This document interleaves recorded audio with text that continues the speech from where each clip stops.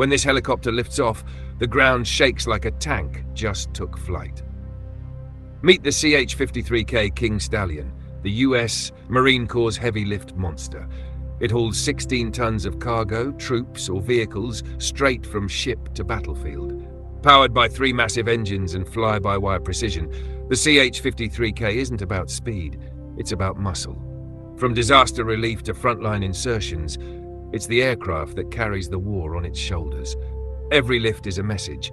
The Marines don't wait for roads. They make their own path through the sky. That's why they call it the King Stallion, the helicopter that moves war.